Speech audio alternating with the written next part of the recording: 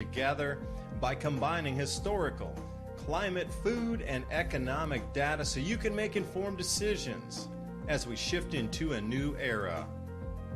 Here's what was, this is what's coming. Our world is never going back to 2019, so what will the new era look like? And most importantly, what is immediate that will affect the pocketbook and the outlook into next year so we can all get ready? Thank you for joining. I'm your host, David DuByne. Right along here with Ransom Godwin tonight. Oh, what an interesting week it's been. Calls out everywhere now for global carbon taxes. You knew it was coming. They pre-programmed us with all the keywords, and now suddenly it's in play. It looks like the Western nations are going to be milked and forced to pay these taxes to try to bring the developed world on stream, even though the corruption has been unchecked, with no checks or balances, literally, for the checks written in the trillions over these last decades to dictators, despots, and anybody that will play games with the corporate 500 to give them the resources at below market value. Yet suddenly we're supposed to turn on a dime and now turn over all of our savings to these same nations because why? Yeah, in addition, you can start to see, record floods across California, or not across all of California, but down in Southern California. Apparently, San Diego broke all records ever recorded for rainfall totals. We see some of the same things happening across the Middle East, just incredible amounts of water and snow and ice coming down out of the atmosphere. Would this to be expected? But those of you know I was traveling in Europe here doing some research on the event coming up here in October of 2024. I got a little more details on that after going to the Palma Nova Star Fort and seeing not only a star fort, but a mud flood on top of the star fort. So clean to see. They couldn't remove it all, even though we have these massive machines today for earthworks. They still can't remove all the mud. It's going to take them another probably decade or so to remove the remnants of 20-foot deep flows, square kilometers. And we're talking about cubic kilometers of earth still to move. And for those of you in the States, that would be cubic miles of earth still yet to move. So anyway, Ransom, glad you're joining me tonight. I'm sure there's a lot to talk about, after these WEF talking points that have been hitting the airwaves over the last week of, this person said that, this person, who shot Nelly in the belly with the meatball about how we're moving forward and how society is going to be planned by these overseers. They are definitely on a timeline based on solar activity, on how the sun is going to change our civilization based on earth movements, crustal displacement, the amount of food we can grow, and then we see this hydrological cycle being disrupted by the minute. So away we go for the evening.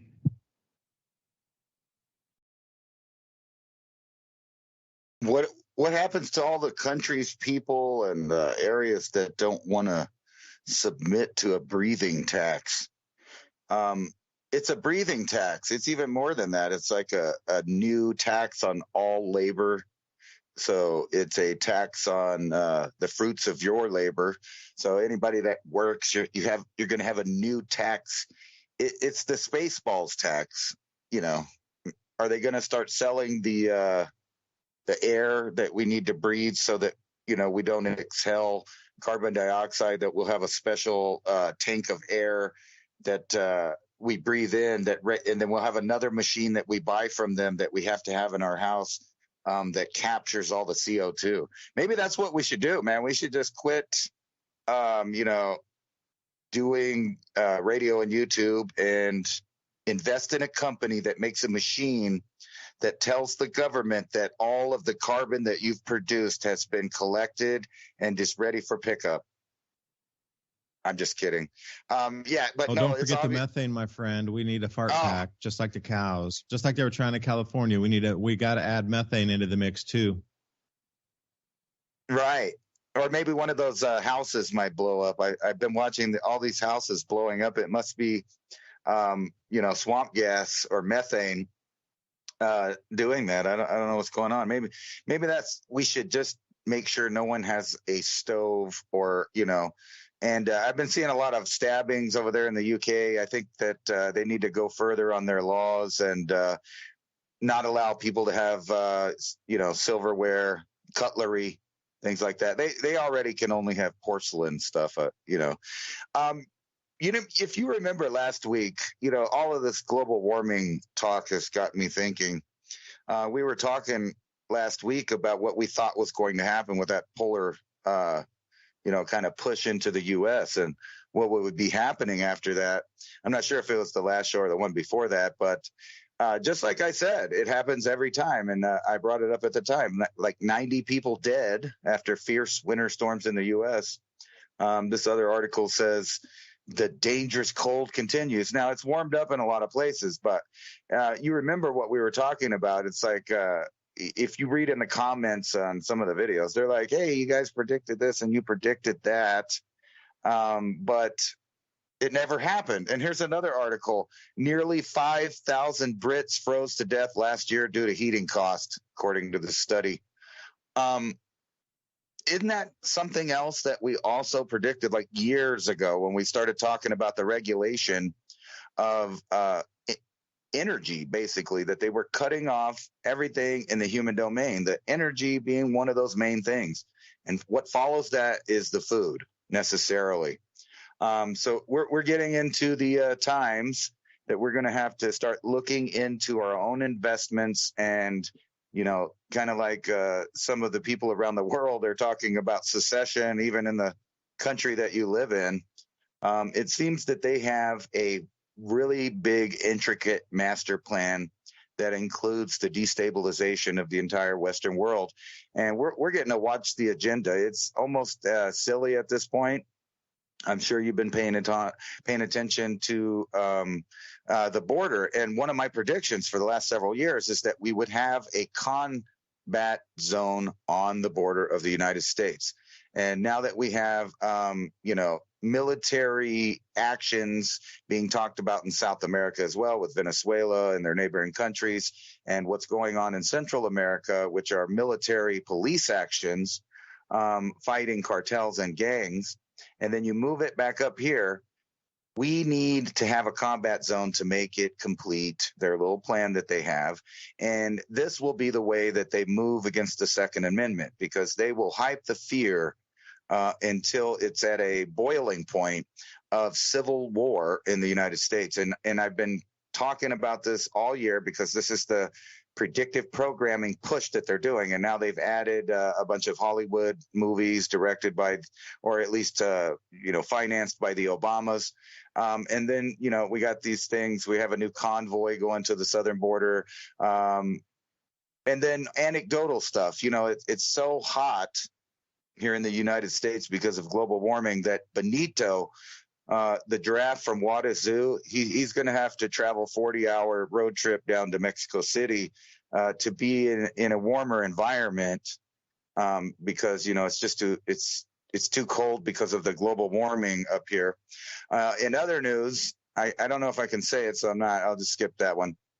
So they got this fake buildup, and now they even got these little maps out of 26 states that have already joined in with the governor of Texas in their opinion, and now they're writing joint letters together, very reminiscent of pre-Civil War conditions as far as it goes for the government. So they're trying to draw the line between left and right, an artificial made-for-TV production that, like a lot of drills in history, coincidentally may or may not go live. In other news, Lujan Grisham from the communist state of New Mexico has been overturned yet again as her, emergency health order that restricts the personal self-defense systems has been shot down again. So they are creating this battleground in the mental state of America so that they could push us over the edge to a boiling point. And I hope, smart Americans don't fall for it. It's obviously the Cloward and Piven strategy that they're implementing on the border to, it's a multi-spectrum attack. They're using the wave of migrants to not only change the demographics of the electoral colleges by artificially inflating the populations of Democrat-held cities, but at the same time, there's, rogue characters that are making their way across the border. And this loops back to what I was saying, because there have been several incidences along the border now of actual, I'm going to call combat, where people are using military grade, not that silly AR-15 thing that the government keeps crying about, but actual military type weapons that seem to have trickled down from a fast and a furious source nearer to where we live. And they're armed to the teeth, and they've been having skirmishes with, underfunded Mexican police, I guess I could say that, and now they're bringing gunships, and now where I'm living, you can see constant black helicopters flying, and it's both the U.S. military and the Border Patrol, and they have just upticked their activity beyond recognition. There is something brewing in the background that's manufactured, and it's going to happen along the southern border, and that's one of those things that I've been predicting. And we're going to see real combat. Now, I don't know whether or not it's going to be on the American side or on the Mexican side of it, or they're going to have an incident that involves international incident along the border there. But you can see that coming. And then, in the backdrop, we have GOP people getting caught on audio, trying to bribe other people not to run and things like that. And then, strange stuff like the military to start covering IVF for unmarried couples, single troops, and more. Almost like there's a fertility problem worldwide. There would never be. Hey, can I ask you a question, Ransom? So when you say it upticked in terms of like the amount of flights or amount of copters that you're seeing, are you talking like a doubling or more than that? Oh, it's definitely more like a quadrupling. Weirdly, the Air Force has been steady about the planes that they fly. That's something that we hear all day, every day. So it's not unusual to hear F-16s and F-22s and things like that, even Predator drones flying around the valley. What is kind of rare by the city where I live is because we live a little bit north of Fort Bliss, is to see constant Chinooks and, I forgot what I think it's a Black Hawk, actually, that they're using, the Border Patrol, and then also having Army. And no, it's a large uptick, and they're flying around all over the border area. And then you got to remember, we have big centers built along the Texas, New Mexico, and Arizona, California borders to house large amounts of people.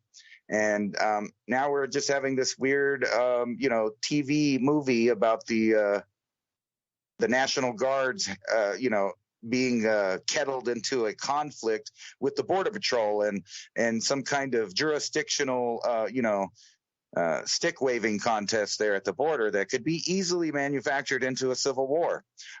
As soon as people die, and I know, as we've seen it in other countries, martyrs are created, grudges are created, and what is a fallacy can become reality with just a little bit of engineering and propaganda. Ingenuity, yeah, that movie Leave the World Behind, for anybody out there, there were a couple guys who downloaded the movie, and when they downloaded it, there were a couple extra layers in there of just audio layering inside, and there was one of them that was a sub-frequency hertz that can't be audibly heard by the human ear, but it had some sort of frequency, and they're trying to determine, is it one of those mind softening frequencies that allow ideas to be inserted more quickly, because they're trying to do a little more analysis on which frequency it is and then what kind of effect that would have in terms of like mental programming for persons. And the other question would be, why do they inserted one or two different layers of subhertz frequency inside the regular movie audio track, where normally you would just get the video and then you would get the audio. But then there's extra layers. And I don't know if anybody's seen that out there, but Telegram, it's been quite a bit. There's a fair few people breaking it down now. But the first person who discovered that was really shocked that there was extra audio layering in there, when over the course of their time working in Hollywood and then subsequently independent, that they'd never seen extra audio layering like that. It was the first time. So, they were just downloading the movie to take a look at it, keep it, as in an archive for themselves. But once they saw that, they were like, what is this thing here? So it's not just about the message being delivered, but there's also another layer within the message. So I don't know how many people watch that movie, probably most Americans by now, because it was all the talk and the rage about, the predictive programming, and it was free. And, it wasn't just on, I guess it was HBO or Netflix or whatever, Netflix. And then it hopped off onto YouTube, and then it was pushed around over through Telegram, like I say, and it went all over the place for free, specifically with that different layer under there for the audio. So you got to wonder how that's also preconditioning minds to accept the new reality of whatever's inbound. Because if you want to layer that off, okay, the border goes hot down there, but then what? Is anybody, really tracking the military's emissions? Because most of the stuff that they're talking about, World Economic Forum, everything keeps rolling back to here. The destabilization, the movement of peoples, the opportunities given, the opportunities taken away, all dictated by these so-called elitists. Everything is wrapped into sort of one neat package, but it's just on the other side of the package. Does it exist? It's on the other side of the box, for a better term. Because here's one of the articles I wanted to, jump into. They're going to have to redistribute, or they are trying to redistribute the wealth. And so what better way to do that than cause conflict in all the Western nations? And that disruption would then be an opportunity for others in a different area. So if anybody wants to follow along with this article while I dissect it a little bit, Ransom will have a huge amount of points to follow on here. WinePressNews.com. And the title is World Economic Forum Panelists Adamantly Demand a Global Carbon Tax Be Implemented. And it's not the regular players that you would consider throwing this down. It is the president of Singapore. Generally remains very much behind the scenes, hardly ever makes statements that really get, global traction. But at this point was told to stand up, get to the front of the stage, push this, whatever they considered a realistic solution. And they're saying, well, we can't duck it anymore. Stay away from it. But now he is the front runner for pushing this realistic solution. A guy who you've never heard of before becomes the front man for global taxes, and he comes out of Singapore. Now, if you look at the January 19th publication or report, you can find that on PDF from the World Economic Forum. It's called the Global Economic Outlook. And they say that the global economy is ready to crossroads right now, where policymakers need to balance action on growth and inflation, structural imperatives, promoting human development. There's your keywords again. Ensuring an orderly energy transition. And what they find is there are going to be some trade-offs, and there's going to be some very unhappy people as their money is completely stripped away and the wealth distribution ensues. So this is what it's all about. Also, like when he said there's going to be a lot of angry people, and you've heard this before, it could be job loss, it could be outsourcing, but for sure it's going to be the taking away of wealth. Because I think that would make people more angry than most things. Lack of access to food and the removal of your wealth that you've worked this entire lifetime for. And the bait and switch, the carrot in front of you is always the retirement. You're going to sit on a beach somewhere sipping margaritas, just work all your life. Make sure you put in the IRA and 401k and you'll be good. And this is what's fed. Well, that feeding trough is changing right now, as you can see. Now, me traveling across, I just went through Istanbul last couple days. I bounced over here to Taiwan.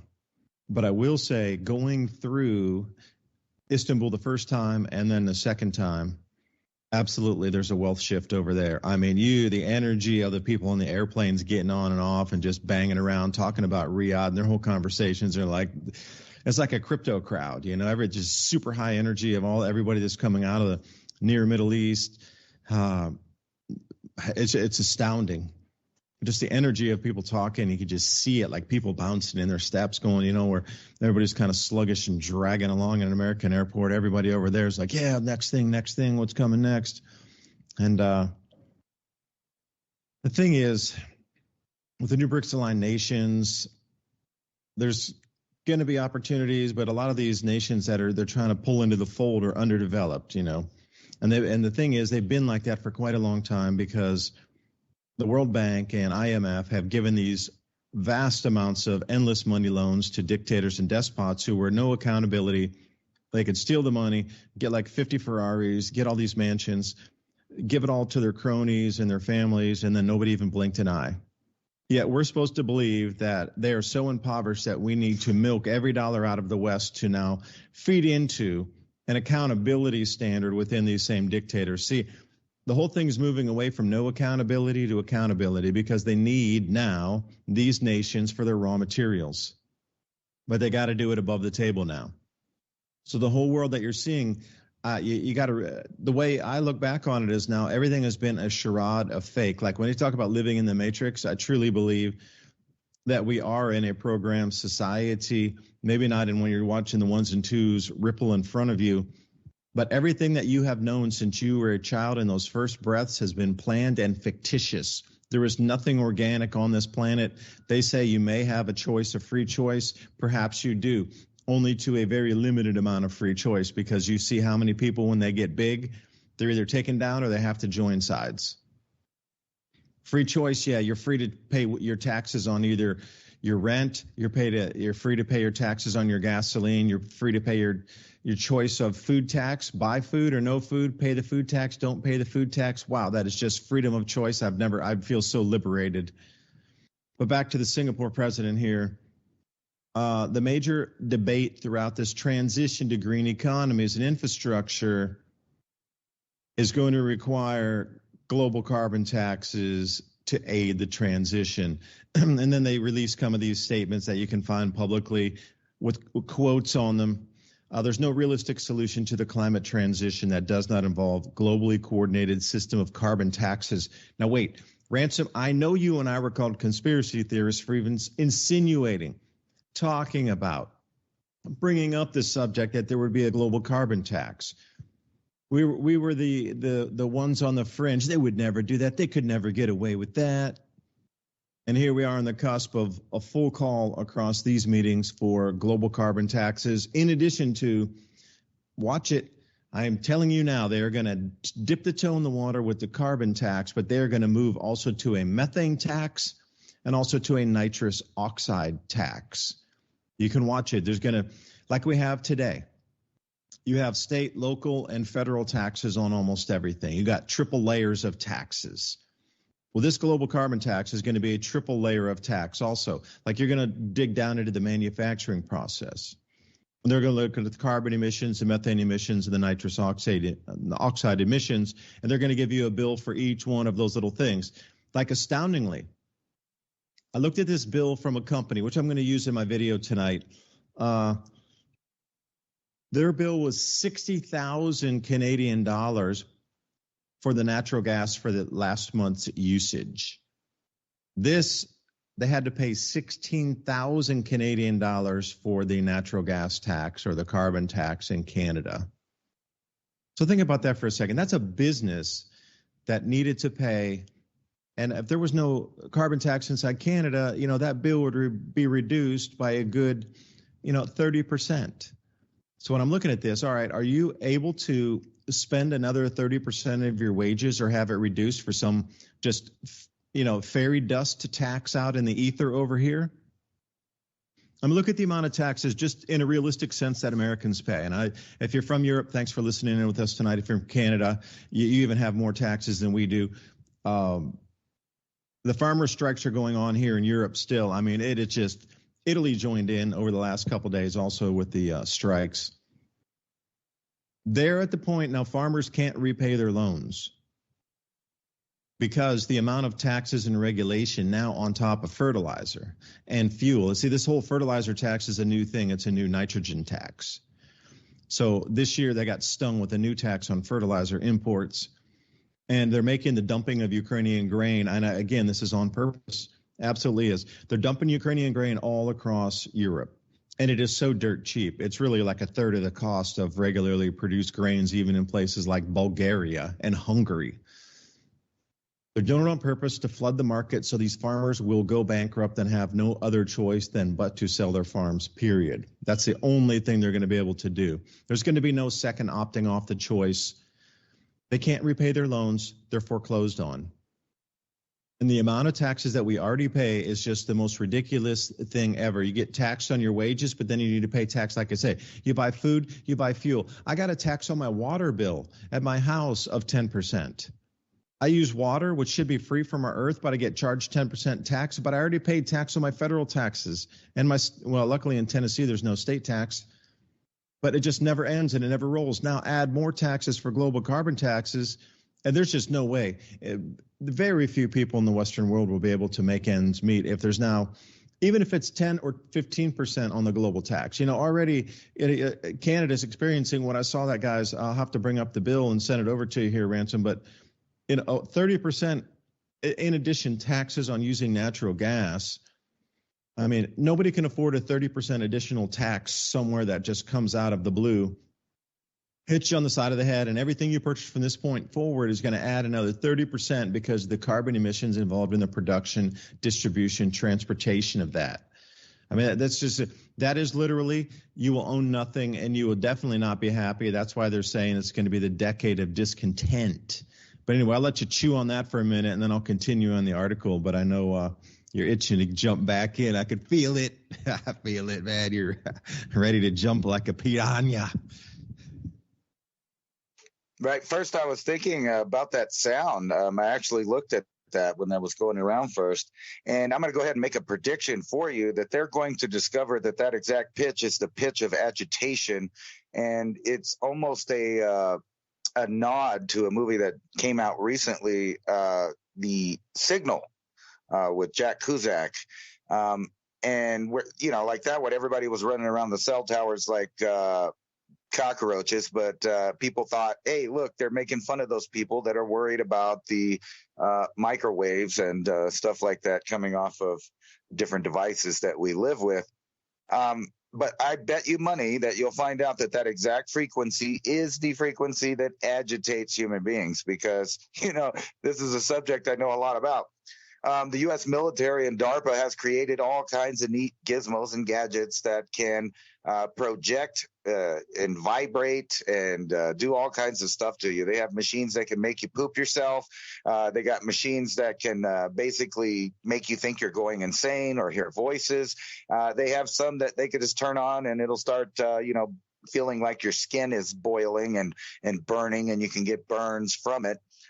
They have all kinds of ways to agitate the public, and they've been studying this for a long time, including flicker rates on all the movies, down to the colors and how you respond to certain songs, sounds. They can totally manipulate all aspects of your reality, just like the old show. We control the vertical and the horizontal. We control the contrast, the brightness, the exposure to certain ideas.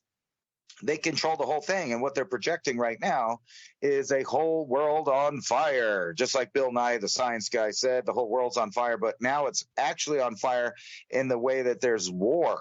They're trying to create war, which is a great way to reduce carbon, right? At least the one that is us. We're that carbon that they're going to reduce.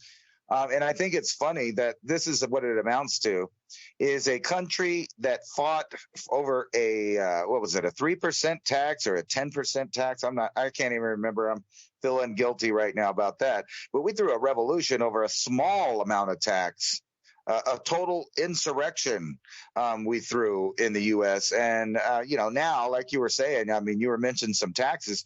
There's taxes on the products. There's taxes when you buy them. There's taxes when you sell them. There's taxes for making money on them. There's taxes when you die. There's taxes on your property. Then there's a gas tax and a food tax and a sugar tax and a sales tax, an income tax. Depending on where you're at, from both the state and the government. If you own property, certain places, I'm sure there's extra taxes for garbage, for running water, etc. There's a tax because you are just hooked up to their grid, which you're not allowed to not be hooked up to their grid. So that's a fee that they're going to give you no matter what. And it goes back to this idea of a massive overlordship of a corporate communist combine that runs the entire world, metering every aspect of your existence here on this earth. I wouldn't even doubt that in the future you would have a dream tax and an imagination tax, a tax for being ethnic of some kind, or a tax for not being ethnic of some kind. They can find a reason to tax everything, and indeed they do. So this idea that they are going forward with what we all knew was going to happen is a tax for living. It's a tax on life, a tax for existing, a tax for breathing. That's where we're going right now. It's not it's not where we're going. They've already implemented these things. And that's the system that they're going to force us to live in as they slowly close the market on freedom, as they meter us. Simultaneously, they take away all of the options, choices, and avenues of freedom that you can possibly have in an economic system, i.e. like the things you buy, the things that you need, the tools, the resources that it takes to run any kind of, what do you call it, a field or a trade that you might be doing. So in a sense, all of independence has been taken away. And now we're getting to see the results of that, where, you have conniving government officials that are supposed to represent their people who run away to these lavish resorts and have secret meetings with all of the other sneaky, conniving leaders of other countries, institutions, media outlets, and royalty.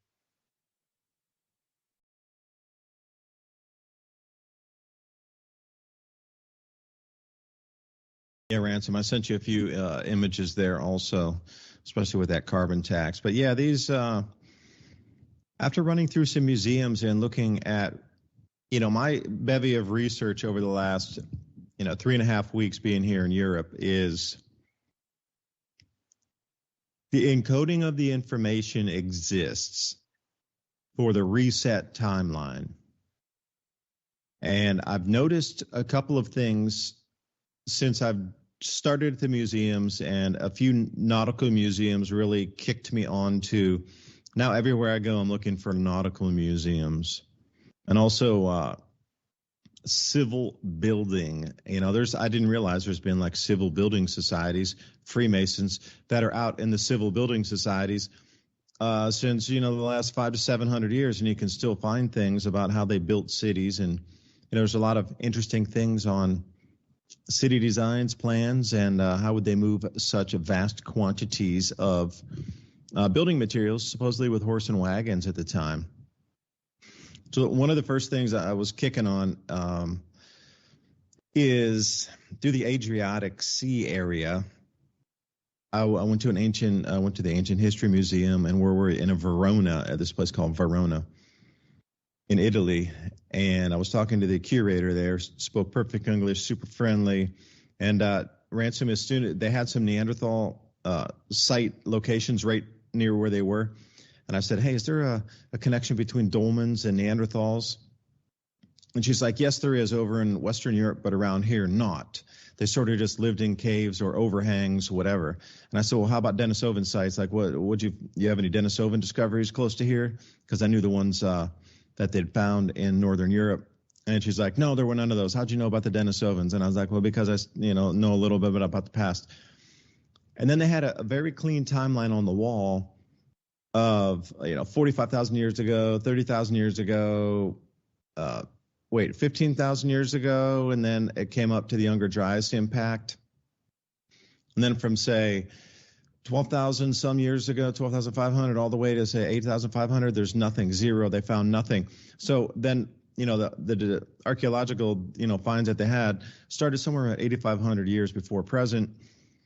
And I asked her, I was like, hey, do you have anything from like 9, 10, 11,000 years ago after the impact theory, your impact? She's like, no, it's they call it a barren zone. And I was explaining like, like you have no artifacts, nothing. She's like, yeah, we have nothing for 4,000 years here in northern Italy. Nothing, zero, because it devastated the world that badly, because it did in northern hemisphere, and they would have been,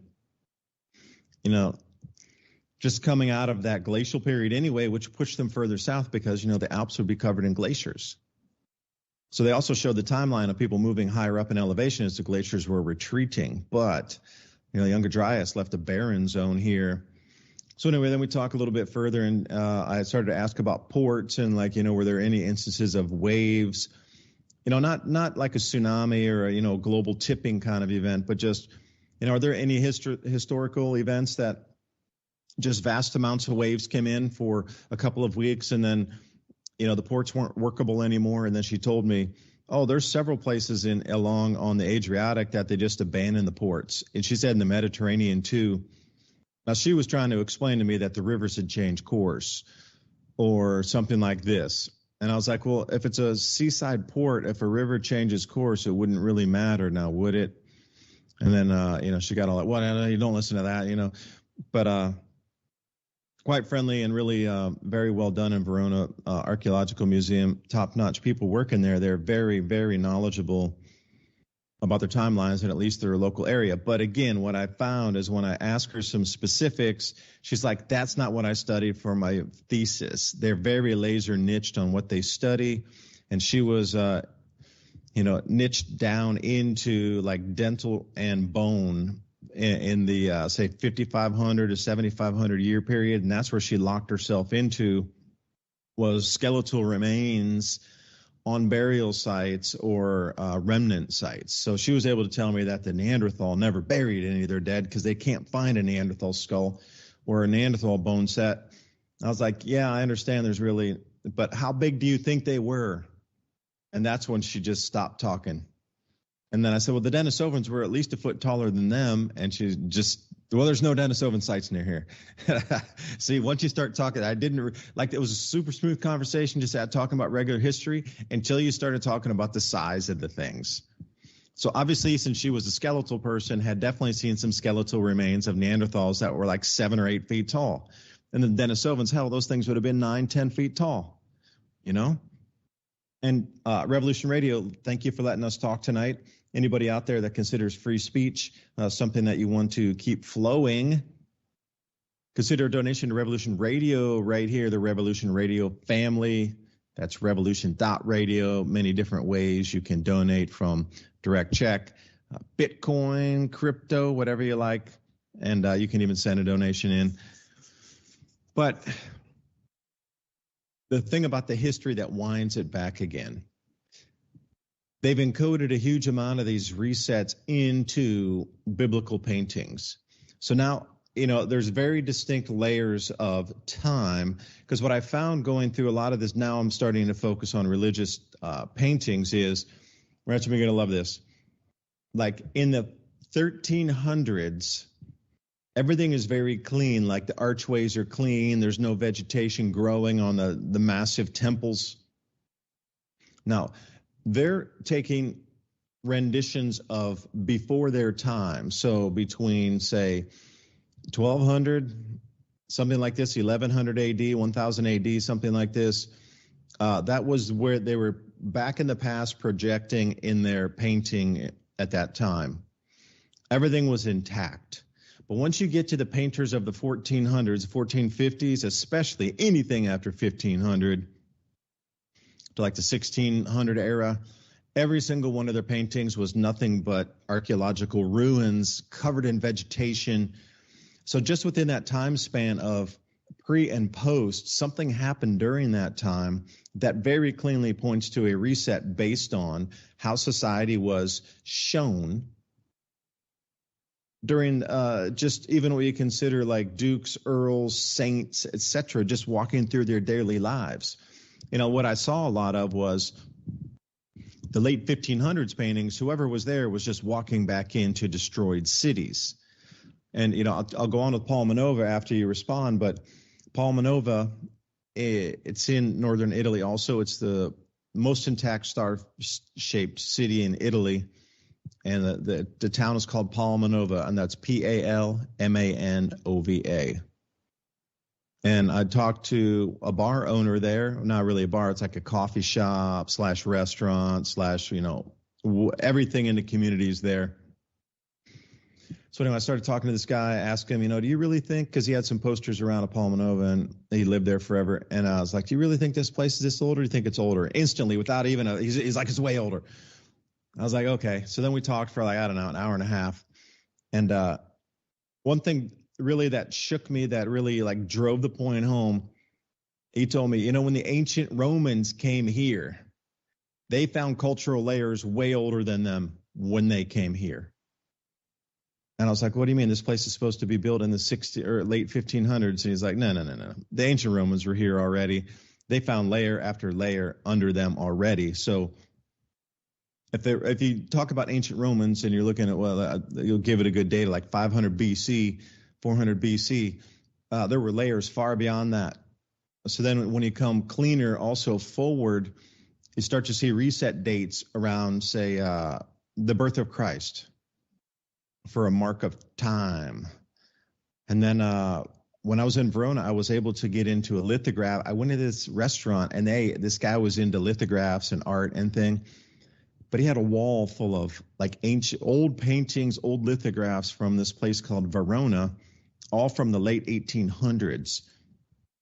So I'm flipping through the book, and I'm flipping through it, and I'm really I'm looking for water disturbances, tide variances, things like that. One curator told me, there's a lot of ports that were just abandoned, and she couldn't give me exact dates on it. So that's the kind of a nugget I need to fish myself. But looking at this lithograph, there was a bridge in town, like a really old one that had been there since like the late 1500s, early 1600s. And they're like, okay, we have better technology now. This is the late 1800s, like 1890, somewhere around there. So they waited for a drought or a low water period. And they did something like we do today. They put walls down, and then they were able to drain out so they could work on the foundation of the bridge. And that's what they wanted to do, was put new structural layer under there. There's a whole layer underneath that was something like 5 times the size of the ones they'd installed in the 1500s, 1600s. Like wherever you go, there's cultural layers below that. And dude, I'm talking, they went down there to fix some stones. They found megaliths under that bridge that were holding the bridge. So whoever built that, we are at another one of these times coming up with the tides. You look at the Marshall Islands, like you see in the military base with these weird tides coming in. Germany, there's these massive rogue waves that just come over and smashed a bunch of ferries. You can see the footage on that, these rogue waves smashing through the glass on the ferries. Like wherever you look, there's a huge amount of tidal anomalies starting to happen right now. Now, what happens when it happens across the entire planet for a couple of week period across every coastline? Our world would be reset. And then the shipping's, in a debacle right now too. So I'm wondering if one's being used to cover the other. Oh, we can't use that port anymore. Maybe there's already instances of this happening that are disrupting port facilities, but instead of coming clean, they're like, oh, it's a disruption through the Red Sea. Oh, it's a disruption through the Panama Canal. Oh, it's a disruption through the Malacca Strait. I'm just wondering if somehow some of these areas are experiencing higher tidal flows that are making them inoperable, but the excuse is, that would be a local news story. But the excuse globally is we can't go to that port anymore because of this group over here, that group over here, or something. I don't know, man, but there's a lot more going on in history, and I think we're getting some much better timelines on recurring cycles here of coastal destruction. And I'm not talking mega tsunamis. I'm talking tidal action that's 2 to 3, maybe 5 times higher than normal for just a few weeks on either side of this electromagnetic disturbance coming up in October of this year. So, Ransom, I'll leave it there. I know I ramble sometimes. Well, I was just thinking that we must have very different sources, and the lady there that you talked to about Neanderthal man and modern man or Cro-Magnon man, because I'm pretty sure. I'm really well educated on this subject. So the tallest Neanderthal ever found was 5'10", and he was unusually tall for the rest of the Neanderthals ever found. So they averaged about 5'5".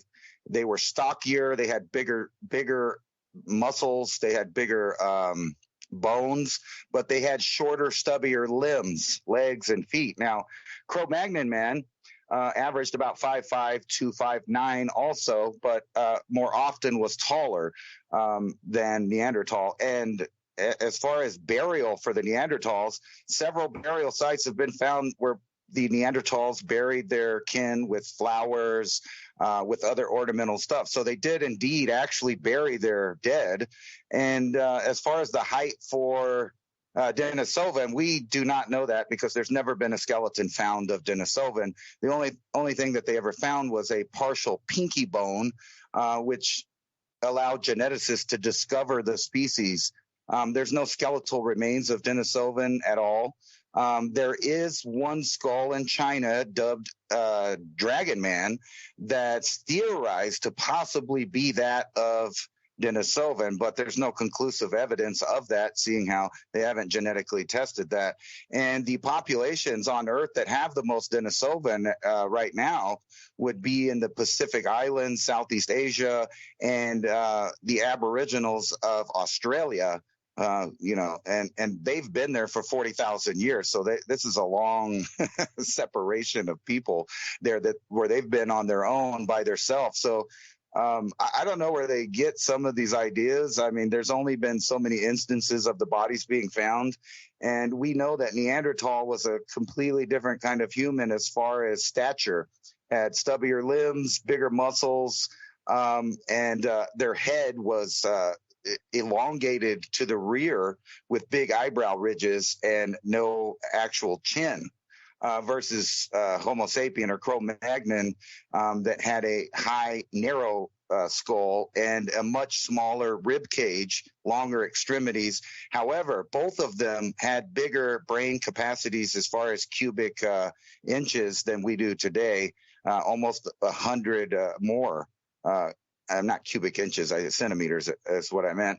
But they had bigger brain capacity. Both examples of humans at that time period had bigger heads than we do, with a bigger brain capacity, stronger muscles, and thicker bones. And even when you go back 1,000 years into Roman times, the bodies that they find also were largely more muscular and had thicker bones, because we've devolved over time, not having to deal with a harsh environment like ancient humans once did. I mean, we're not wrestling down, mammoth beasts and stuff like that. The closest that we can even compare to a modern human to either one of Neanderthal or Cro-Magnon is like a circus rodeo clown or a professional wressler. Because they have a bunch of breaks, fractures, and thicker bones and muscle connections, like ancient man. But yeah, I don't know where they get this. So Neanderthal was a short dude. He was like average height for him was about 5'5". When they came across humans to them probably being about 5 inches or more taller would have seemed like giants to them. And actually, Homo sapiens of modern times have the biggest examples of large humans. I think the largest man that we know of is 8 foot something in modern times. So I don't know, but they have all these stories that are supposedly covered up in the Americas about some other, maybe a different hominid, a separate human species altogether of giant people, and references of, 6 toes and 6 fingers and 2 rows of teeth. And allegedly, there's still an example of one of those skulls at the University of Arizona. And you have to ask to see it because they don't put it out on display. But you can watch Ancient Aliens where they filmed it. And it is a super large skull, not indicative of Native Americans. So that's one of those, what do they call that? forbidden archaeology items. And, plus, of all the stories across the Americas about giants, not only coming from Native American sources, but also settlers that started tilling fields and things like that would come across what they thought were giants, and they would call the Smithsonian, and nothing much was made of it. So either it wasn't authentic, or there is a massive cover up about an unknown hominid species.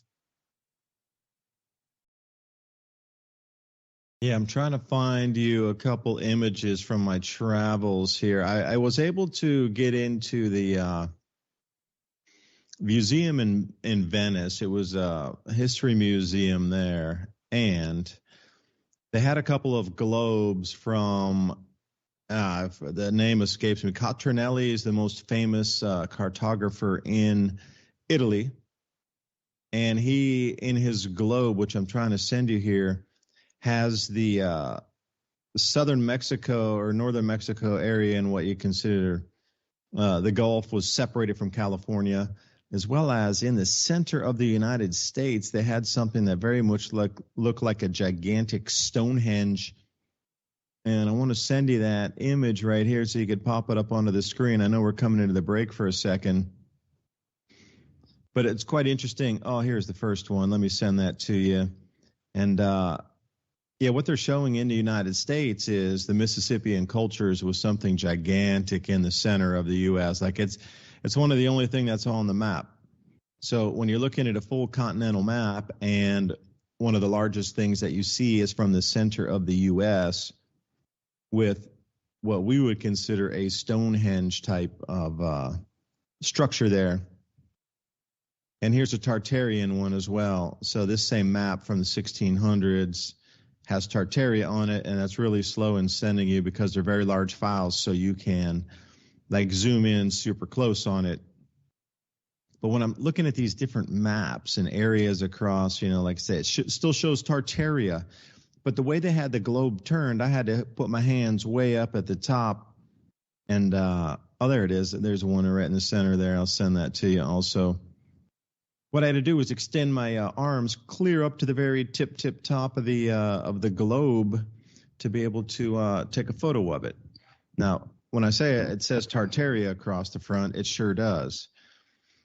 But what is this with this giant, what would be considered like a Stonehenge type thing that is in the middle of the United States with a disconnected Gulf there coming off of California, which we otherwise known as Baja today? It was just a series of islands that was disconnected. And I don't know why it's so slow. Again, they're kind of large files, but I got 3 of them coming here. So hopefully after or during this break, we can get these sent here. Why is that so slow? Skype is just super slow today. But, I wanted the mud flood thing here that comes along with the reset. Like going over to Palma Nova in the Star Fort there. Like the bastions, when you're looking at the maps, there's the bastions. And clearly the bastions in the older maps, you could see from one spearhead point to the other one cleanly. And the walls were very tall, very steep. But when we're there this time, I didn't know what I was looking at because it's such a vast size. I mean, it is so off the human scale. I mean, you're looking at this thing and going, I can't even see past the next one. And that's like so far. And there's just so much earthwork out there. It's like you're looking at the biggest, most massive Indian burial mound you've ever seen times 100. And you realize that when you're looking on the map, you're only looking at one side of one star out of the 8. And it is so vast that you would think in itself it was the main structure of a castle or the main point of some building and construction. But it's not. It was just a fraction of one of those. And they're talking about moving cubic miles of earth and some sort of substrate in to build this thing from a flat plane. So anyway, again, back to the guy who owned the coffee shop / bar or whatever. He was telling me that when he was a kid growing up there, it was a muddy, swampy, mosquito-infested place that over the years they had been digging it out. And I was like, what? What? It's like, yeah, the canal that you see down there, wasn't like that. It used to cut really deep down in there. It was more like a canyon. You never wanted to slip down in there because you need some help getting out. So over the years, they'd cut out like rescue channels and like areas for people to get out. Because if you slid down in, you were going down 30 feet into the mud, 20 feet into the mud in some places. And I'm like, no, I can't find a single photo of this. Like, what are you talking about? He's like, yeah, when we were kids, I mean, it was a swampy, muddy mess down there. And over the years, they've been using machines to dig it out to what we have today, where there's a bike trails along there and stuff. And then it dawned on me, because between those bastion areas, there should be no mud because it's about 20 foot tall, deep. So you could take ladders and get onto the top section of the fort real quick. Like that is all infilled that they just haven't been able to dig out yet. And it's around one side of the fort or the city more than the other. So it's kind of off to the west a little more than it is to the east. Like there's a lot more mud and these higher infills more to the west of the city. So whatever happened, it seemed like whatever that mud came down or oozed from the ground oozed out from the west and made its way inward. The amount of walls, the amount of stones is just staggering. So I took a ruler with me, everybody out there. We'll talk about it when we come back from the break. But I took a ruler with me. Ransom, here comes the photos. Should be cleanly, they should be open there for you. Tartaria, front and center on the map. Anyway, we'll come back and talk about a little more ancient history. Just under 1,500 years ago, something terrifying happened to the world's climate, something nobody could understand. The sun began to go dark. Rain the color of blood poured from the skies. Clouds of fine dust enveloped the earth. Winter gripped the land for 2 years. Then came drought, famine, plague, and death. Whole cities were wiped out. Civilizations crumbled, and nobody knew what had happened. It was a catastrophe that affected millions and millions of people all around the world. But what was it? A catastrophic climatic event buried in the heart of the Dark Ages. This mid-6th century catastrophe was the most important date in the history of the past 2,000 years. This event created the world we live in today. Something far removed from the minds of everyday peoples of our modern times, unbeknownst to most. The catastrophe could at any time happen again. The volcanic winter was caused by at least 3 simultaneous eruptions of uncertain origin, with several possible locations proposed in various continents. There is even evidence of an extraterrestrial factor. A possible origin for this object could be the Taurid meteor stream. This stream is the result of the fragmentation of a much larger comet some 20,000 years ago. The Earth passes through the Taurid stream in November and June each year, resulting in regular meteor showers normally consisting of microscopic dust particles. A fragmentation of the stream is thought to have occurred around 500. It is possible that a fragment could then have collided with the Earth as it passed through the beta portion of the stream early in 536, causing the atmospheric dust veil event. The relevance is crop failures for several years in a row. While the dust veil was present, it may have caused widespread starvation, leading to an increased susceptibility to disease among the remaining population. Small comets had previously been thought to be less hazardous than small asteroids, but estimates show that a small comet fragment can have a global effect. In early AD 536, or possibly even late 535, an eruption or eruptions ejected massive amounts of sulfate aerosols into the atmosphere. The solar radiation reaching the Earth's surface reduced dramatically, and this rapidly cooled the atmosphere. Despite what the global warming nuts say, the sun seems to be the main driver of temperature and climate. The main historical aspect of the period around 536 may also be the most significant, especially to those descendants of the survivors. Who would be us today? This period coincides with a mass population decrease in Europe, in the Americas, the Middle East, and in Asia. In Europe, this is commonly known as the Justinian period, named after the Justinian plague, and is believed to be the first appearance of the Black Death in Europe. Meanwhile, in the Mayan Empire, things were looking bad. researchers have realized that there is a 100-year gap in the civilization's productivity starting in 540, suggesting a dark age. The civilization experienced mass crop failure, which led to disease, starvation, and likely internal strife. People evacuated cities in and around present-day El Salvador. Cities that were left behind experienced a dark age, as evidenced by a gap in written records and a sudden decrease in construction in Maya city centers during the 6th century. In China, 536 was no better. Frost and snow in July and August that killed the seedling crop, causing a major famine the following autumn. Weather was so severe that 70 to 80% of the people starved to death. Procopius. The sun gave forth its light without brightness, like the moon, during this whole year, and it seemed exceedingly like the sun in eclipse. The sun was dark, and its darkness lasted for 18 months. Each day it shone for about 4 hours, and still this light was only a feeble shadow. Michael the Syrian. If such an event happened today, and crops failed over a significant part of the globe for several consecutive years, then once again a large percentage of the world's population would face starvation. Thankfully, unlike the peoples of the worst year to be alive, we don't have to worry about not having food to last. We have my Patriot supply.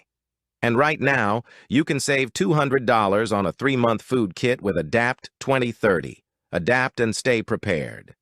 From Aries into Pisces. And I'm not talking specifically the star sign. I'm talking more about the precession of the equinox when we move from one progression to the next. Approximately 2,000 years. It's 70 years for 1 degree of movement, around the 360 degrees. But what I noticed was the damage to the statues was during that time when Aries transitioned into Pisces. They ripped the noses off the statues. They tore all the crystals out of the eyes. They broke the heads off. They removed the hands. They damaged as much as they could. And I was asking another museum person, why did I do that? And they said, well, it all occurred at the same time after, Christianity had more established itself, that they went through on a destructive phase and just removed everything from, quote unquote, the old world. And I thought that's very interesting because we've just moved from Pisces into what? Aquarius. And we see our entire world being removed, dismantled in a destructive phase right now also. And I was thinking, is that on purpose? Did they also do that and destroy all the statues? Because whenever you move into a new age, the old world was literally destroyed and forgotten and moved to a new. Because it seems like it's happened twice, and you can see twice very cleanly that on the turn of an age, there's something that significantly happens across our planet, and we're experiencing it right now.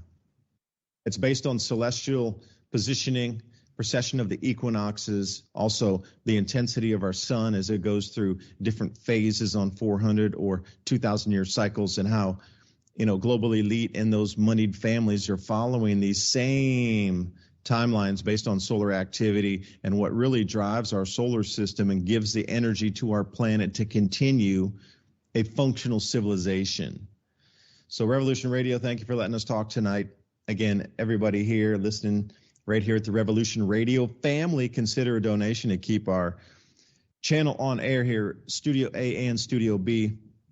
Running costs, production costs, they never stop, just like global taxes will never stop. So if you do want to keep the free speech and information flow going, hit that donate tab. You can find that at revolution.radio, many different ways. You can do the PayPal. You can send some crypto. You can write a check. Totally up to you. It is a time to continue the messaging. And Ransom, before we got on the break, I sent you a bunch of images. So without even telling you what they are, I'm just curious how you interpret the images after knowing or hearing about the mud flood and this sort of thing that I was into before on the break.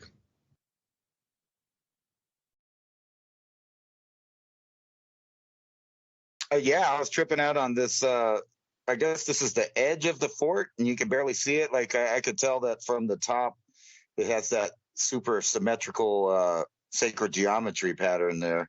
Actually, I was looking at the corner one here. I just put the two of the or the three of the globe there right before that. So what are we looking at here? This is the edges in the old walls of this star fort.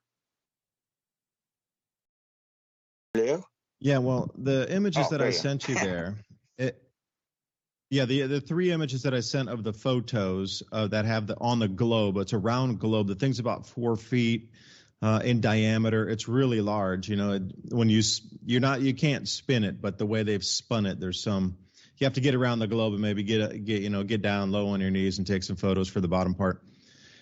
But what you're looking at is the center of America, quote unquote. But what is that large structure there? It looks like a large Stonehenge type thing in the Mississippian Peoples, where those two parts of the globe come together. That's not a river. That's where the actual connection for the two halves of the globe is that kind of straight line where it says Mexico and America on the other side there. What is that? What's that in reference to? Why are they putting such a large archaeological, site there that it no longer exists? It's gone. Where did it go? That's my question. Clearly on the map is one of the biggest sites in America, but nothing even known about it today. Yeah, you know what's even weirder about that is it shows a gigantic river going through Texas instead of coming out in Louisiana. You see, I mean, that's the Gulf of Mexico we're looking at there, right? And then you have what I'm assuming is supposed to be the Mississippi River, but it's nowhere near that. But it does show what would be there. You see the Ozark Mountains in the middle there. Yeah, that's weird. That would be like right above Texas, somewhere like I'm guessing in Oklahoma or Arkansas, right there. And there is, thousands of mound sites starting right about in that area where that's at, going eastward. And we know that there were massive buildings all over the U.S. And, who knows what was the amount of population that was associated with the Clovis people, because, they were doing fantastical feats of, carving up and manufacturing hundreds of thousands of tons of meat and stuff from the animals they were killing, which would have to be some pretty big, manufacturing type situations going on to cultivate that. And then later, this looks like more like you said, the Mississippian culture. I'm not sure why the map's right there, but you can see in that whole area right there in the U.S. all the way to the coast on the East Coast, there would have been giant pyramids, mounds, and earthworks all across this whole area. And what's really bizarre is even though they try to string together the history of that, it's largely unknown what was going on and who all of the people were at which times, because they're basing it on oral history and evidence of stuff that they pull up out of the ground near these mounds. The problem with that is that the nature of North America was one of movement, one of constant migration. And even in that commercial, we were just seeing they talk about the Mayan Empire just taking a break, after 536 AD. But we know that they showed up in North America up here. That's the same time that Chaco Canyon is built right after that. And all of these, buildings and astronomy sites are being rebuilt up here. So we know this is really important. And that is really weird, the shape of that. It looks like a large hut. And so this was a reference to some giant city that had rings around it. And there was thousands to choose from. There's so many of them.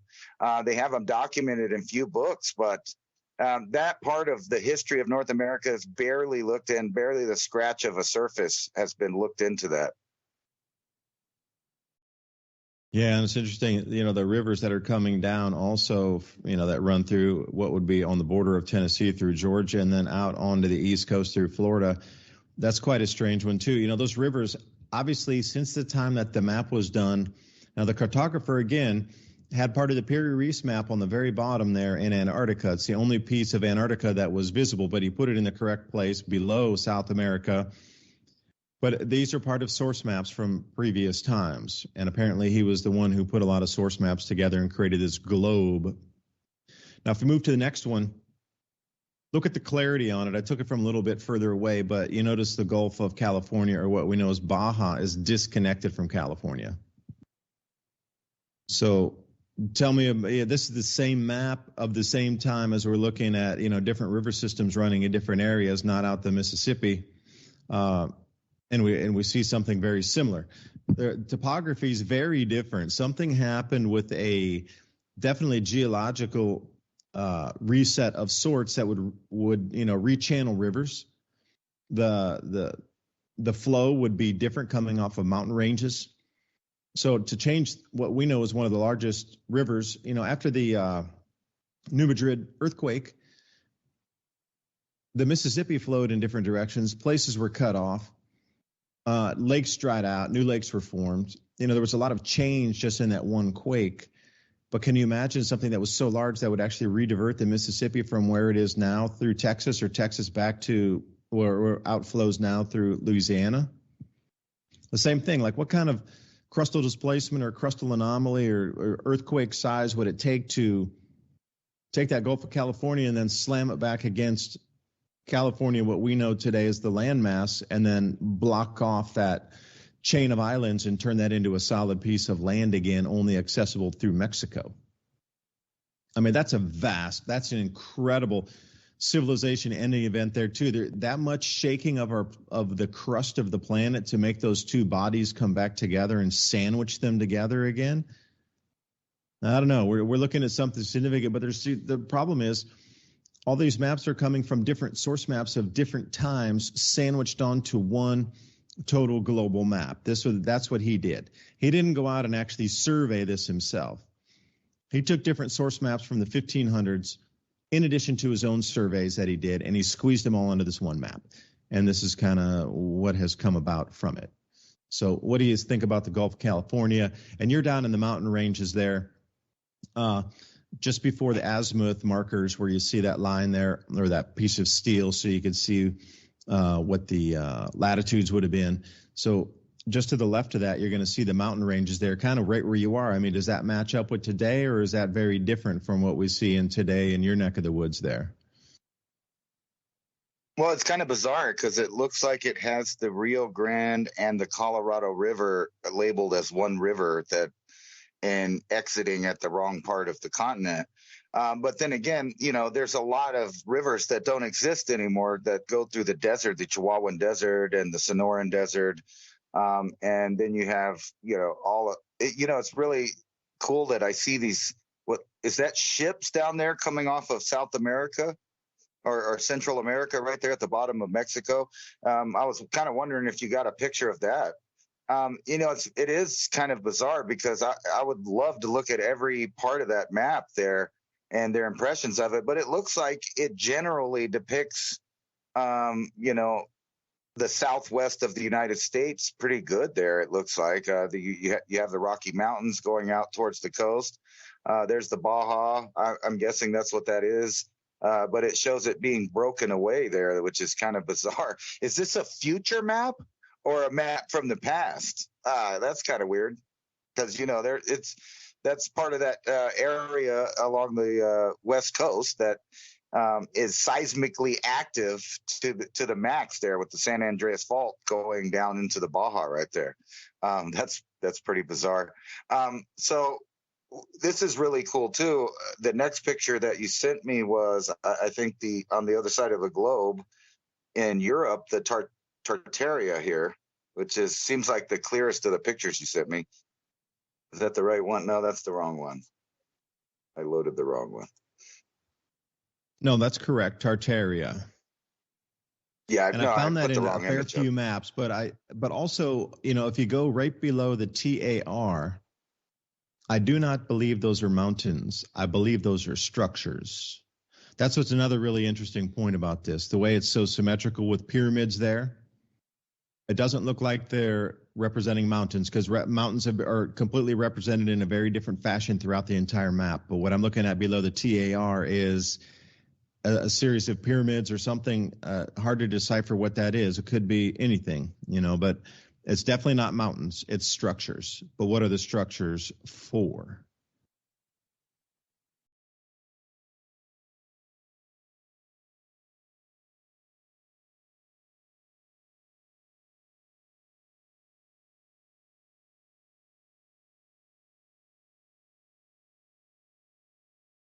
Ransom, did I lose you?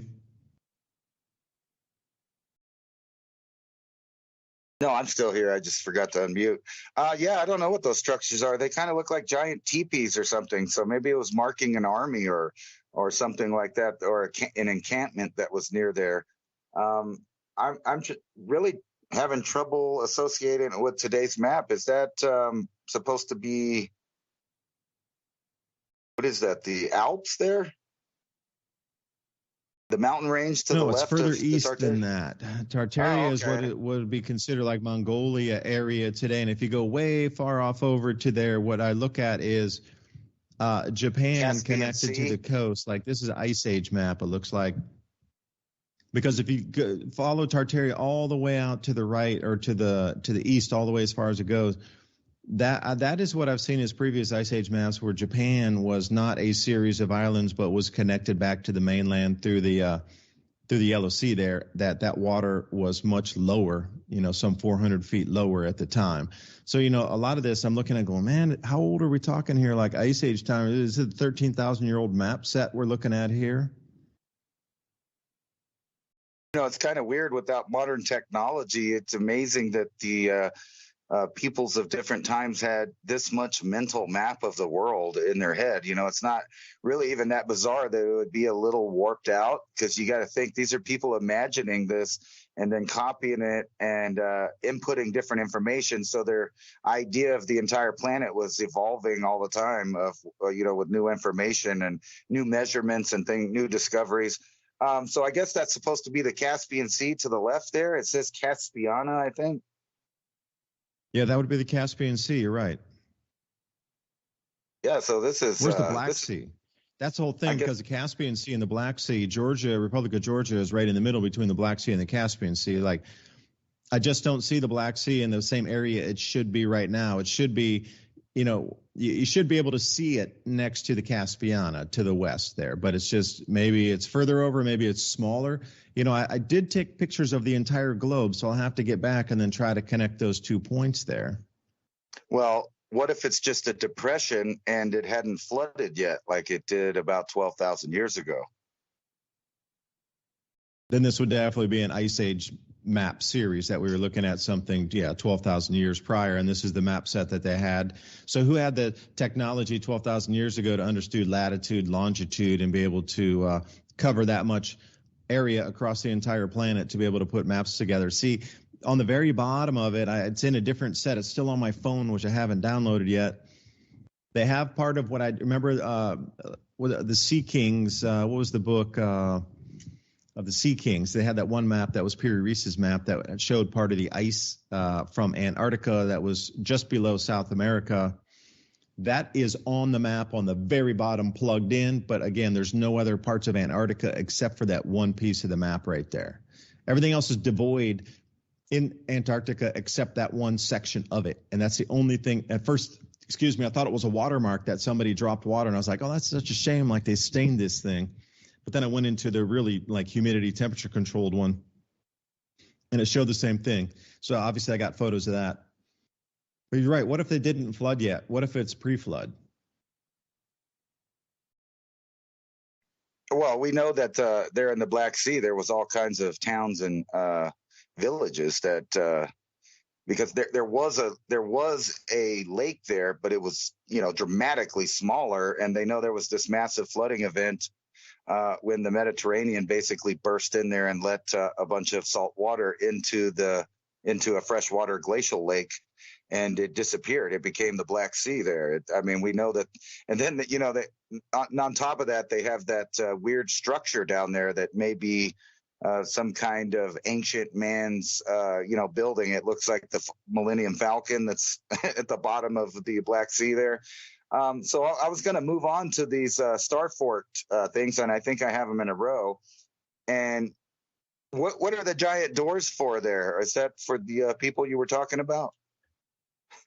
Yeah, the giant doors, that's over in Palmanova. Now, those were the gates, the original gate doors. So put it in reference. I'm 6'4". That is definitely not for me. I can barely reach, I can reach not easily, but if I had, and the size of the keys too, I consider what I had is like triple bolt keys that, at the Airbnb we're staying, like pretty large keys, in comparison to what, American might have for a regular, like little home key or something. But that's such, how tall would you have to be if that was going to come to your mid waist? Like think about you going into your door where you generally put it probably around waist level and then you unlock your door. How tall would I really have to be able at mid-waist level to be able to unlock that door? Easily 2 to 3 feet taller than I am. You'd have to be 8 to 9 feet tall.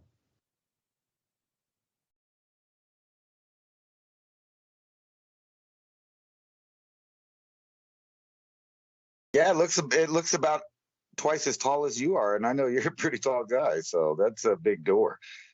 Is that and I've seen jokes about this on the internet many times. Do you think that that's them doors they open up when the Anunnaki come to get their gold that they were promised? They have to have big enough doors. You notice you find the same thing in all of the English castles that go into the royal rooms. You have these giant doors like that.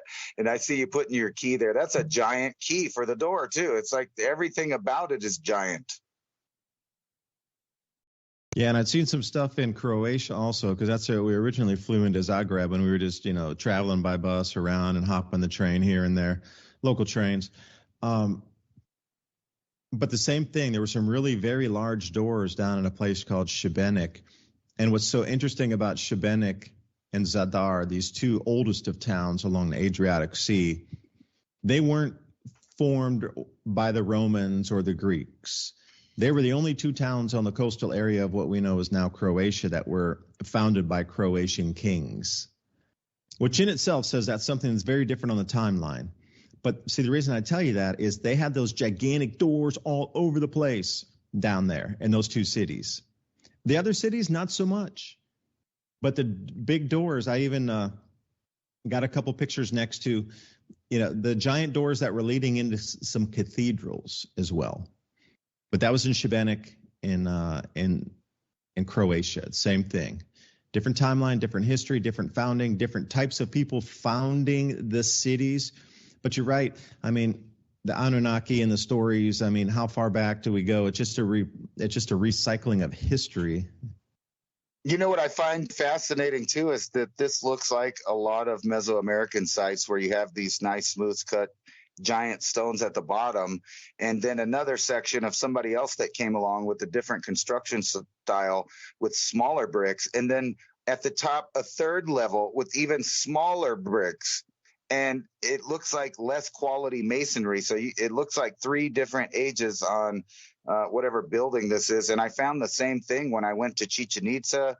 At the very bottom of every platform, of every pyramid, including the main clock castle, as they call El Castillo, the main clock piece, that's what it really is. It's a giant clock piece that probably wasn't even built by the Mayans, because the Mayans had a more rubble style volcanic block or a rough cut block and mortar style building. And you see that on all their monuments. At the very bottom, you see smooth cut, precision cut stone that's a little bit larger than the rest of it and is cut in angles and, all of these other things. And I see that same phenomenon in these pictures that you're showing me. And I'm not even sure where. So where is this at? It's in northern Italy.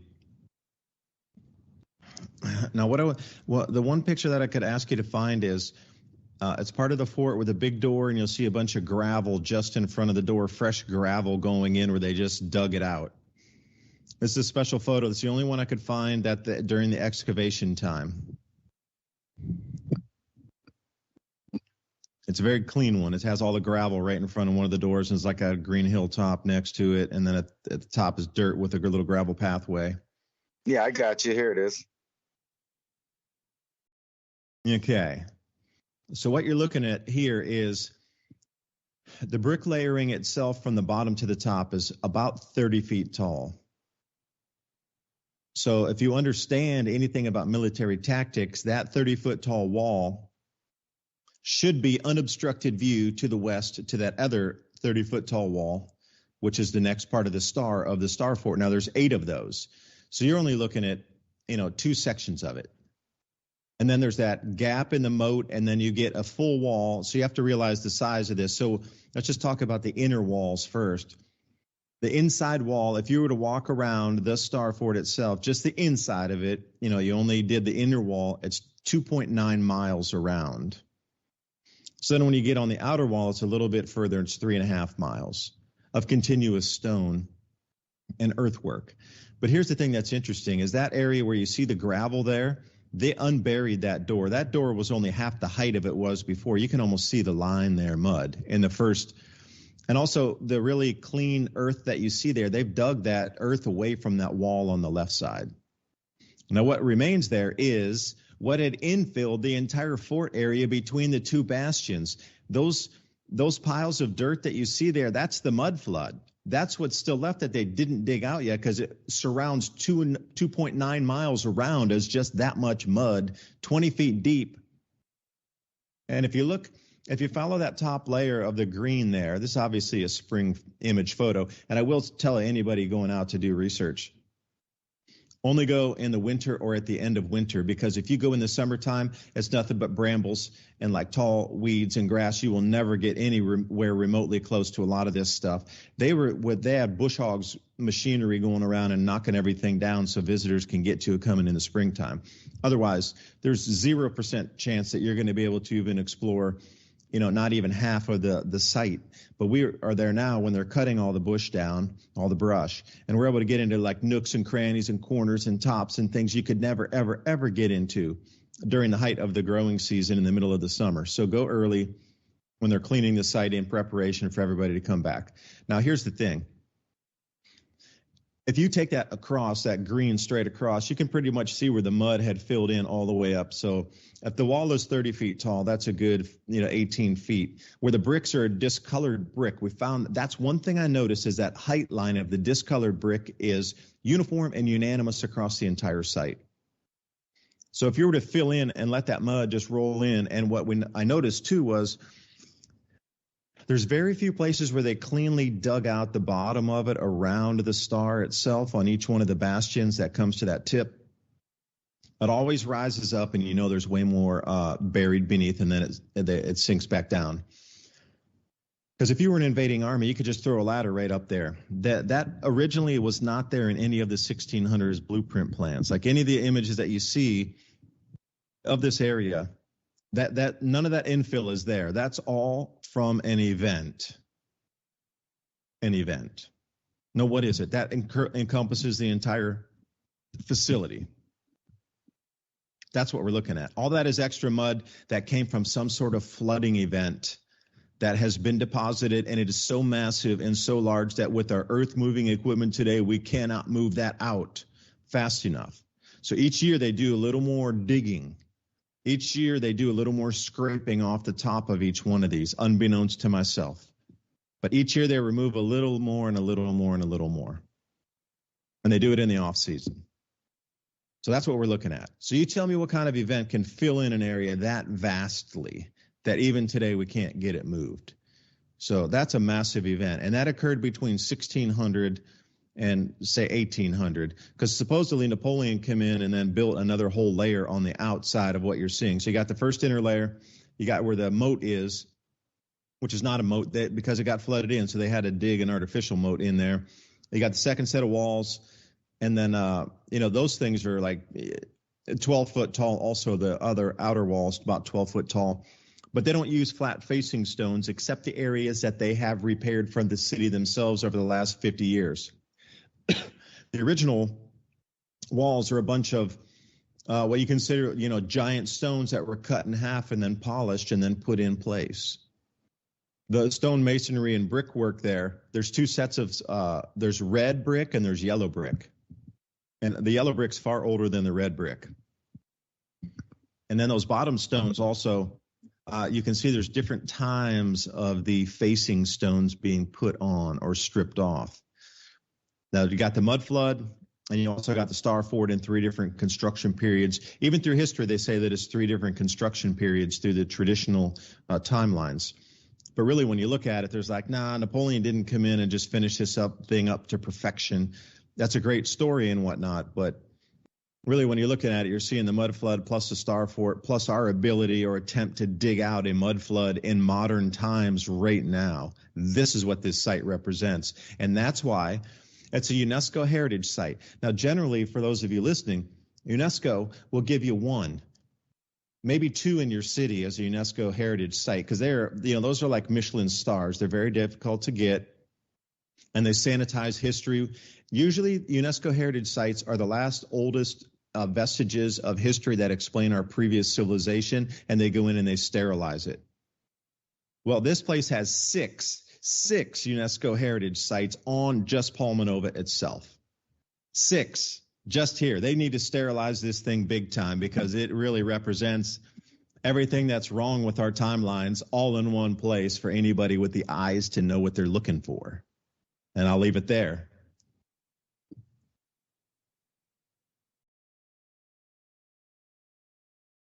Yeah, I've had a theory for some time that the UNESCO heritage sites are the places where that you might find the oldest things to change the story of man's history. They're the ones that would just put history on its head.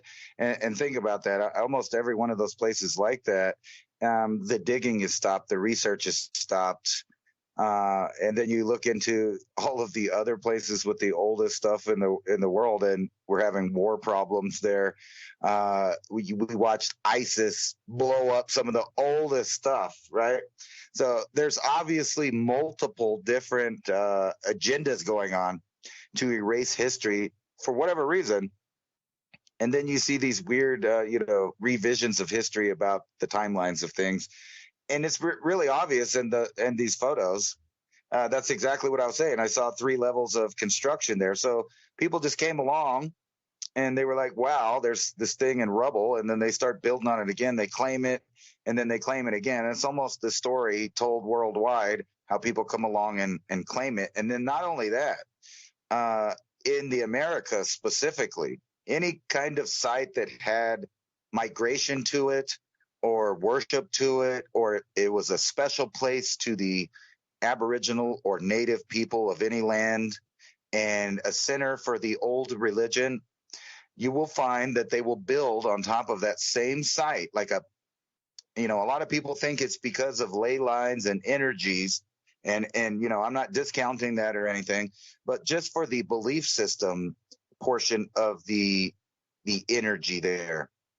So I know that sounds kind of woo-woo, but if these were areas or spots around the globe that had an importance in so far back ancient history that, nobody can even have a clue what was going on, and there's no records and there's no oral history to that. However, people knew it was a sacred spot, or they found it, and it was obvious that that was a sacred spot. They started building on it and building this energy over time. And now we've got to a point where you have a world governance apparatus that decides where and when we're allowed to look at stuff and piece together history. And that's what one of the most miraculous things about our modern era is through social media and things like YouTube, Revolution Radio, all of these platforms. Unfortunately, now it's more censored and things are changing. And by the way, I thought it was funny that you have a COVID warning on your video before it even started on Mini Ice Age Conversations. I don't have that warning on my channel. However, there's all kinds of hokey stuff going on. And it's weird. We're not even talking about that, yet they labeled the government warning on your video in anticipation, maybe, that they thought we might talk about it. And I find it very interesting. I wanted to hear your opinions on this slide that you sent me a minute ago, the era of X. Are we going to tell everybody there's a planet X on top of it? Let me find the photo that you sent me. Do you think this is like a predictive programming thing, or is it the fact that X is half of the Masonic sign? And that's kind of like one of those little mirror hidden in your face things. Let me see if I can find that you sent me. It had a pretty good list of stuff on it here. Yeah, here it is. And the year of the eclipse that'll make the X on the other one that just went through. All right, this is an older photo, actually. It says April 2024 and August 21. We just had one that went through that X marks the spot also. Yeah, it's hard to explain that. Like, what's his cultural fascination with the X suddenly? That's one thing that, we're talking about a change of an age. Literally, for those who don't understand the precession of the equinox, and once you understand that you transited across and you've moved into a new star sign in earnest, that you're not moving from one into another, that you're 100% solidly into the next one. That was in December of 2020 that we officially entered into Aquarius.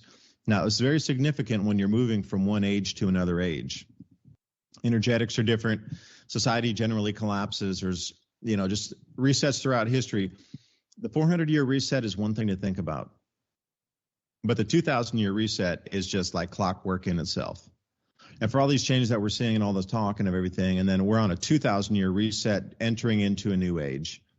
We're on at least a 400-year reset with what the sun's going to be doing and this grand solar minimum. And now we have this complete reset of society through economics and manufacturing and whatever social engineering by the World Economic Forum and their minions. But then this fascination with X, like again, we're coming into this new era. And suddenly there's a new fascination with an X that begins at the same time. You can't tell me all this is just random coincidental happenstance and me and Ransom are just trying to connect too many dots because, whatever. I just can't see it. It's clear for everybody to see. Again, if you are willing to look at ideas like why is all of this happening right now should be more the question than the individual events that are happening, but why all coincided suddenly. There's more change in 4 years than the last 100. All predictive that, moving through the stars, energetic changes in the sun, it's going to affect human behavior differently. Our economy is going to need to morph and bend because of new awareness from the human as they perceive reality. And then suddenly we get all this green agenda, global taxes, new movement, great reset talked about openly. And then here we are and we sit with all these X's everywhere. I don't know. I just don't have an explanation of what's this fascination with X. I mean, it's not really a Roman numeral. Well, it is for the X for the Roman numerals, but when you go back into the Greeks and the Sumerian, you just don't find the X very frequently in there. So what is it about this time with the X that we suddenly run into again? 10 for the Roman numeral, but I don't know.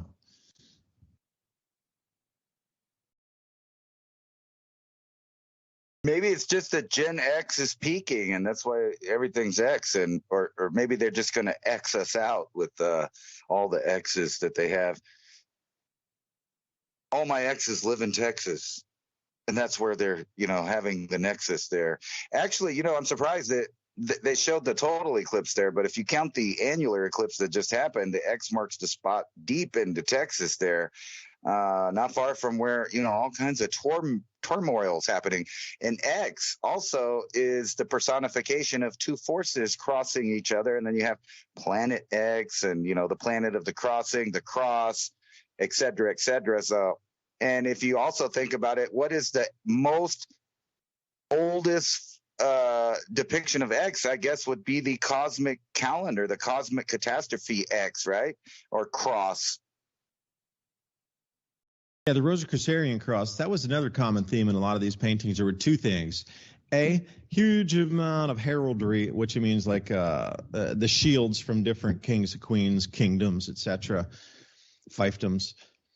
But a recurring theme was the cross is in everything.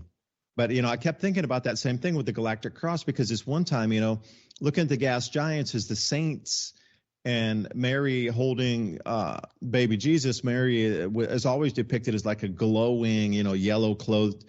Well, that's the sun protecting our earth. Our earth is, you got to go with me and just stop the biblical references for a second here. How would you encode this type of information when you knew in the 1400s they would burn you alive?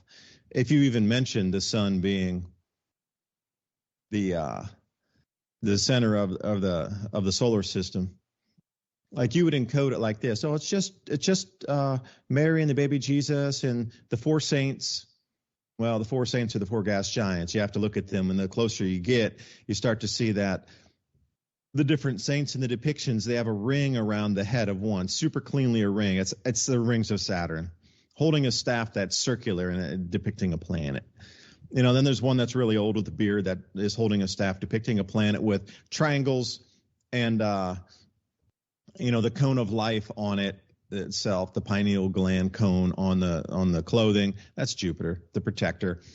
So you can decode some of these planets within the saints. So I keep seeing this 4 saints with Mary protecting Jesus in exactly the very center. So what we're going to see is the planetary alignment depicting exactly that 100% to the T coming up.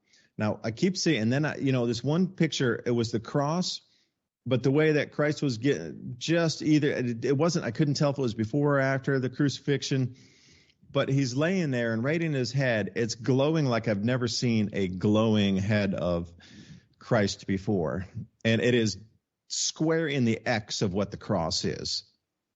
And for me, that was definitely depicting or showing something. And another thing that kept coming up again and again was this bird, this glowing bird in the heavens. And when the glowing bird arrived, people were falling down on the steps, and I don't know if they were rejoicing or if they were terrified of it. But that definitely for me is a representation of Planet X, because wormwood is referenced in the Bible. And when you look at all these paintings, not everyone by any means, but the ones that have this glowing bird returning is exactly what they say Nibiru would look like or wormwood would look like as it's ascending or getting closer to us. It would appear as if it has wings because it has so many planets around it, although it is a brown dwarf. But eventually, once it got close enough to our sun and they started interacting electromagnetically, the luminescence of that brown dwarf would probably turn on, and like a light bulb, it would start getting really much brighter, like comets do. But that referenced in the paintings again and again and again, and the cross. It was usually what you consider the old Rosicrucian cross, not the one that's perfectly square, but the one that looks like arrows lining up into that point. And again, there's so much of the same reference again and again to the X or the crossing and the bird returning or Nibiru returning and people bowing down to it. Now, did they know that the giants would return and the Anunnaki were returning? I don't know. But I'm going to make a lot of people mad when I put my findings out about these biblical paintings. That's all I'm going to say. There's going to be some feathers ruffled, I guarantee it. And they'll be criticizing, how dare you say that? Well, I'm not. I'm just saying don't look at it as a biblical reference. Look at it, you're going to be burned alive if you put the real information out. So they disguised it in the biblical painting so that you could preserve the information. I was thinking while you were saying that, we held an event over here at Three Rivers, New Mexico, Diamond and Rex, and we went out there and we looked at the petroglyphs. And when we were talking about the plasma that these people might have saw in the distant past, that possibly is where the squatterman and other things come from, and sometimes the serpent, we were expanding it out to what it would, think about what it would look like according to the Pratt experiments and stuff like that. If you expanded out this plasma, so first it would kind of look like a squatter man from the northern hemisphere, right? Right at the poles, coming up, kind of dancing in the horizon if it was clear and you could see it. But later, as this kind of wind hit it, the solar wind and cosmic radiation started hitting it, and it started glowing more, it would expand out to what looked like a big, large snake. And then if you expand it out further, it would look more like wings coming off a giant snake in the sky. And you can kind of directly link that to like Kukulkan, Quetzalcoatl, the yellow dragon in China, et cetera, et cetera. And some of these ideas may have been phenomenon that everybody in the world saw at one time, but it also kind of references this age-old depiction of the serpent and the snake. And that's also linked to the Sumerian tales of the Anunnaki, because, Enlil was represented as the Lord of the Sky as an eagle, and Enki, the Lord of the Sea, and he was represented with a snake and a staff that later became what we know of as, like the medical symbol and all of that stuff. And he founded what was called the Brotherhood of the Snake, which was kind of like, I guess, our versions of science. And the other guy was like the politician. But throughout time, over and over again, and periodically, you see the same symbolism when world-changing wars or events happen. So you can go back to the Roman era, in which the guy in the front of the battle would carry this giant golden eagle, and they would march with the eagle underneath it being a staff. And then you know about the fasci, which is a bundle of sticks with an axe that represented, kind of the executive power of the people that have the right to rule. And now we know it as fascism. But you also have representations of the eagle and the snake battling. So examples of that would be like when the Romans invaded the Druid areas that was kind of represented by the serpent. And then, even today, you have that same representation with the Americas and the Western world represented by flags with eagles on it versus China, the dragon. Even in the Americas, back in, when things were getting shaken up, you find the Aztec people coming somewhere from the North American continent, invading Mayan territories and inventing, this thing that's called the cult of Quetzalcoatl. So they replaced Kukulkan with Quetzalcoatl, who is a feathered serpent. And then later they incorporate, some Spanish ideas from the old world, which is the battle between the eagle and the snake.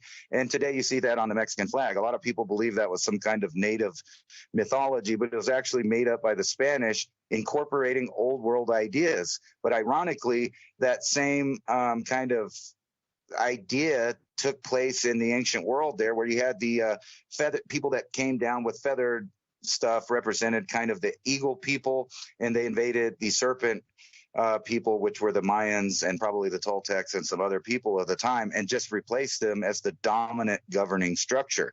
And this seems to play out over and over throughout time as the manufactured, team tribalism, and they're doing that today.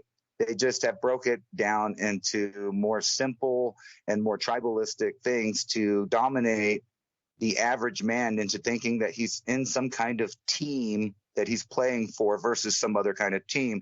And they repeatedly do this to us. They have capitalism versus communism. They try to push blacks against whites or other racial ethnicities against each other, whether or not you have this philosophy or that philosophy. And they always and constantly have this eternal battle of tribalism to keep the common peasant or the little people on the bottom constantly bickering about manufactured arguments. Today, we have the climate argument, and we have, the overpopulation argument. And only one of these arguments is probably mostly factually true, but it doesn't matter because it serves the purpose of distracting the masses to an extent that they can't foresee the future in a way that they can prepare and educate the following generations to cope with and navigate the system that the elite is putting on them. So this system, the global system, is now the eagle. And kind of we're the serpent as the people of the planet. It's not even unlike, think about the American Revolution. The first depiction of us as a nation was 13 colonies in the form of a chopped up snake saying join or die. Now later that was replaced by the eagle holding the fasci, which is the bundle of arrows or the bundle of olive leaves, depicting this ancient eagle with the fasci deciding whether or not there will be war or whether or not there will be peace. And they hide all of these ideas, symbolisms, occult mysteries right in your face constantly. And if you think about it, we started out with this idea of creation and logos, the word of the God, and now you have corporations dominating the planet, and what they use for language now is a symbol called a logo. So the whole thing is kooky, but I know that all of that's important, and that's why they're pushing in our face, because we're at this turn of a cycle. So everything will be hidden and new symbols disguised, a new educational system, and as you referred to earlier, they will knock down every statue and burn almost every book until they can create a new future with a new history for a new society that they've created after the Great Reset. Yeah, that will last for 2,000 years until the next, movement in the zodiac and the next change of an age. Because think about it, you ask, what was the percentage that they fought the Revolutionary War for? 2%. 2. They were so angry with it, the Boston Tea Party was spurred by a 2% tax on tea. 2, not 20, not 30, 2, as in 1, 2%. And you got to think about, taxes that we understand in our daily wakings have been here, for 135 years. So in our minds, it's been a permanent thing. Does anybody question it? No, you just pay your taxes. It's global, luckily, like I say, in Tennessee, we don't have state income tax. But there's always that federal thing that exists that, you get paid by somebody else, they're going to withhold, generally. But that is just a given, and in the part of the daily waking life that nobody questions it. It is what it is. But then if we're starting into a new system, imagine if there's a global carbon tax implemented to the point where in 120 years, 130 years, it'll just be as it is. Nobody even question it because it's just always been there. There's nobody alive today that hasn't seen a time when there was no federal income tax in America that's alive. You go back 100 years, it was still there. So when you're really looking at the oldest of those in America still alive, they've all, since their very beginning of whatever they have known a federal income tax. So the resetting of an age right now to include a global carbon tax, a global methane tax, a global nitrous oxide tax, a global nitrogen tax in terms of fertilizer. So you're going to even have to pay to eat more because there's going to be a tax on top of the nitrogen. There'll be limits on the nitrogen too, so then you'll probably have to pay a double tax because there's a limit in whatever the farmers went over the limit, so now you have to get double, triple, quadruple taxed. Now, once that becomes a waking state and everybody understands that as long as they're alive, that they've known nothing else, then yeah, this global carbon tax is here. It's part of it. It is what it is.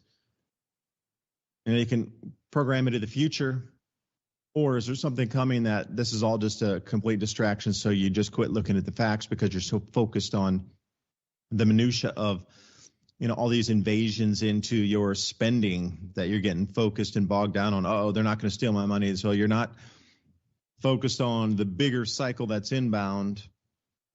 They have you focusing on what is the important thing here now, the money. Now, when the fiat starts to collapse and your money doesn't buy as much, it will be the United States one of these days, I assure you, where you'll wake up and you won't have any money. It's been bailed in.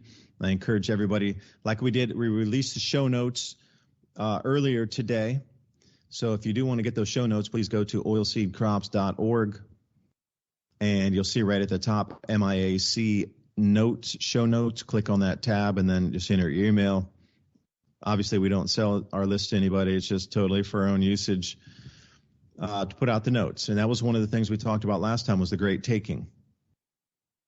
So that is a blueprint set in stone after the great financial crisis of 2008 on how every law passed since then is to be able to give the banks the ultimate authority to confiscate any of your savings, any of your checking account. You gave it to the bank, you're an unsecured creditor, but at the same time, they've leveled up into now they can take your mortgage as a bail-in.